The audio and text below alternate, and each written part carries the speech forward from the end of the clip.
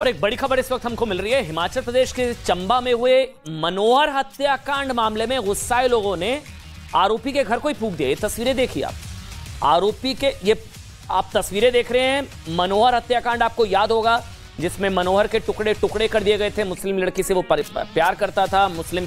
उनके परिवार वालों ने मिलकर मनोहर के टुकड़े टुकड़े कर दिए। परिवार पर आरोप था।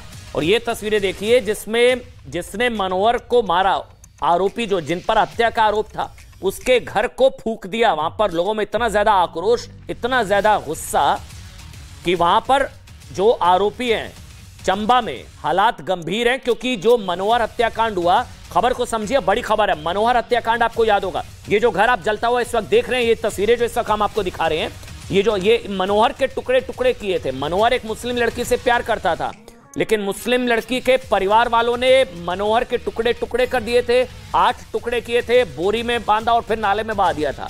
पता लगा कि जो लड़की थी, उसके परिजनों ने मिलकर मनोहर के टुकड़े टुकड़े किए थे। और साथ में जो तस्वीर, ये तस्वीर देखिए आप, ये तस्वीर मनोहर की हत्या करने वाले लोगों या हत्या का जिन पर आरोप है, उनके आरोपियों के घर को ही फूंक दिया गया है। लोगों में इतना ज्यादा आक्रोश है, इतना ज्यादा गुस्सा है। चंबा में हालात गंभीर हैं। 2 महीने के लिए धारा 144 लगा दी गई है। इस 21 साल का मनोहर की उम्र सिर्फ 21 साल थी। एक मुस्लिम लड़की से वो प्यार करता था, लेकिन मुस्लिम लड़की के परिवार वालों ने मनोहर को पसंद नहीं करते थे। उनके अंदर नफरत इतनी ज्यादा थी। ये जो 2 तस्वीर हम आपको दिखा रहे हैं, मुस्लिम लड़की के परिवार वालों ने मिलकर मनोहर की हत्या कर दी, उन पर आरोप है। उसके बाद शव के 8 टुकड़े कर नाले में फेंक दिए। और ये जो तस्वीर आप देख रहे हैं, आरोपी का घर फूंक दिया गया। इस हत्या के बाद से ही लोगों में गुस्सा है। और ये देखिए, मनोहर की हत्या का जिन लोगों पर आरोप है, मुस्लिम लड़की जो है, उसके परिवार वालों पर आरोप है, उनके पूरे घर को आग के हवाले कर दिया गया। पूरा का पूरा घर फूंक दिया गया। ये तस्वीरें, चंबा में हालात तनावपूर्ण बने हुए हैं। धारा 144 वहां पर लगी हुई है। और वहां पर इस वक्त ये जो तस्वीर आप देख रहे हैं, मनोहर की जिन्होंने हत्या की, जिन पर हत्या का आरोप लगा, उनके परिवार वालों पर हत्या का आरोप, और बताया जा रहा है कि आरोपी के घर को ही फूंक दिया। और सोचिए, चंबा में हिंदू लड़के को मुस्लिम लड़की से प्यार की सजा मिली।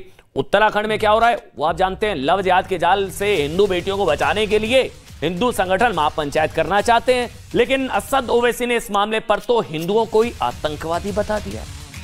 हिंदू संगठन चाहते हैं कि उत्तराखंड में हिंदुओं के नाम रखने वाले लोगों का सत्यापन हो, वो कागज दिखाएं। जब से उत्तराखंड में सत्यापन की बात शुरू हुई है, यहां हिंदुओं का नाम चुराकर रहने वाले लोगों में भगदड़ मची हुई है। इसलिए महापंचायत को मुसलमानों के खिलाफ बताया जा रहा है, बल्कि किसी रिलीजन के खिलाफ नहीं है। लेकिन असद ओवैसी मतलब सत्यापन सताए तो हिंदुओं को आतंकी बताएं। रिपोर्ट देखिए आप।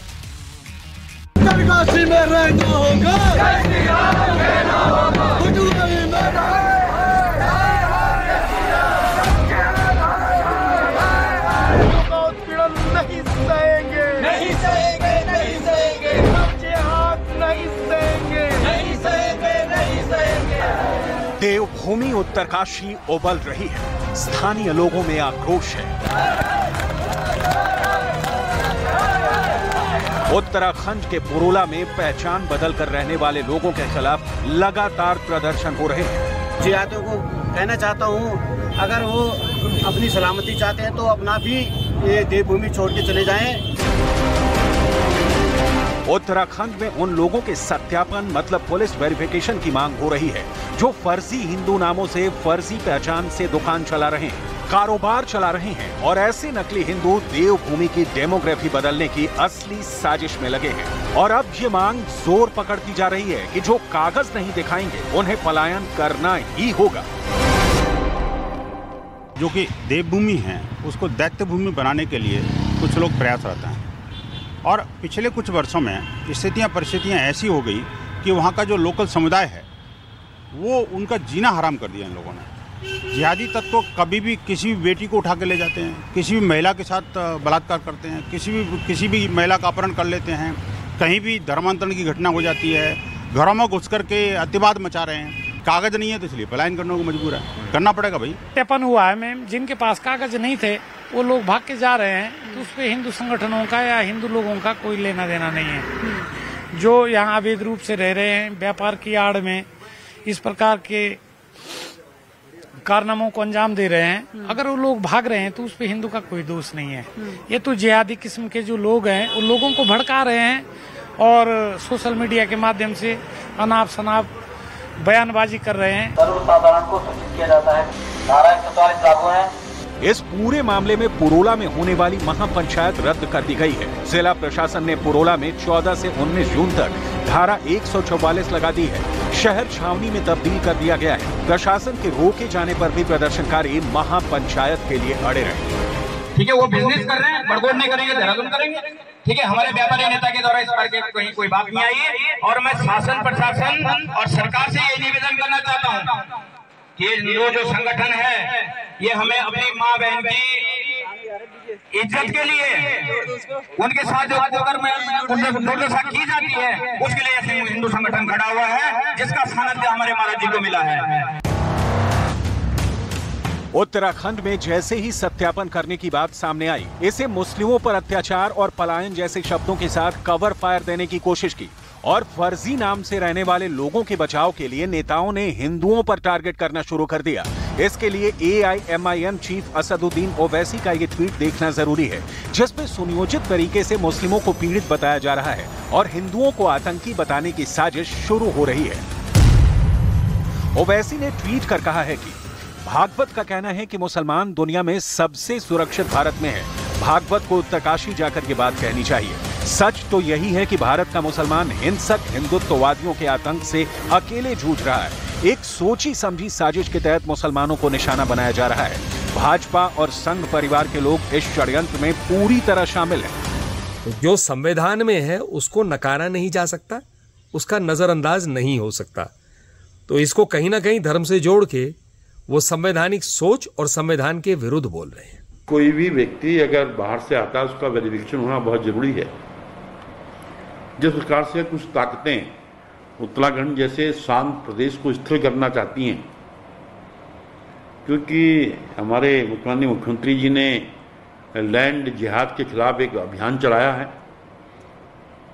तो मुझे तो लगता है कि कोई ना कोई षड्यंत्र इस प्रकार की शक्तियां कर रही हैं। नहीं सहेंगे, नहीं सहेंगे, नहीं सहेंगे। उत्तराखंड के कई इलाकों में पिछले 17 दिनों से जबरदस्त तनाव है। प्रदर्शन हो रहे हैं। मुस्लिम समुदाय के लोग अपनी दुकानें नहीं खोल पा रहे हैं और पलायन की खबरें आ रही हैं और इस सब की वजह है लव जिहाद। उत्तरकाशी में रहना होगा, जय श्री राम कहना होगा, पटुआरी में रहना होगा, जय श्री राम कहना होगा। आरोप है कि 26 मई को उत्तराखंड के पुरोला में एक स्थानीय हिंदू व्यापारी की नाबालिग बेटी का अपहरण हुआ और हिंदू व्यापारी की नाबालिग बेटी के अपहरण का आरोप एक मुस्लिम युवक समेत 2 लोगों पर लगा। उत्तराखंड के लोगों ने इस घटना के पीछे लव जिहाद को देखा और तभी से उत्तराखंड में हिंदू संगठन लगातार प्रदर्शन कर रहे हैं। इसी को लेकर अलग अलग जगह महापंचायत बुलाई गई। कई जगह पुलिस ने लोगों को महापंचायत से रोका। हिंदू संगठनों ने महापंचायत रोकने को हिंदुओं के खिलाफ बड़ी साजिश करार दिया है।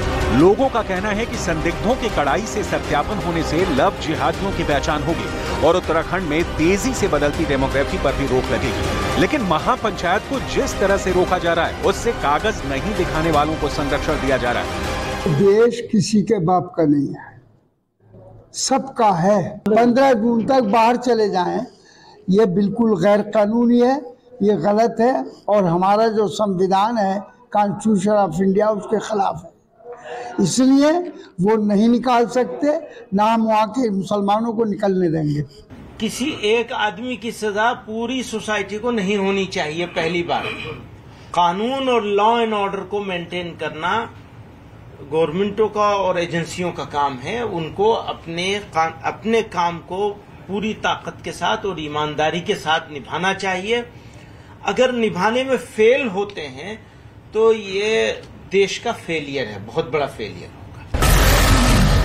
इस पूरे मामले में ओवैसी और दूसरे नेताओं ने नैरेटिव गढ़ने की कोशिश की है कि उत्तराखंड में मुस्लिमों का पलायन हो रहा है। हिंदू संगठनों का कहना है कि अप्रैल मई में डॉक्यूमेंट वेरिफिकेशन की प्रक्रिया शुरू होते ही यहाँ के लोगों में भगदड़ मच गई।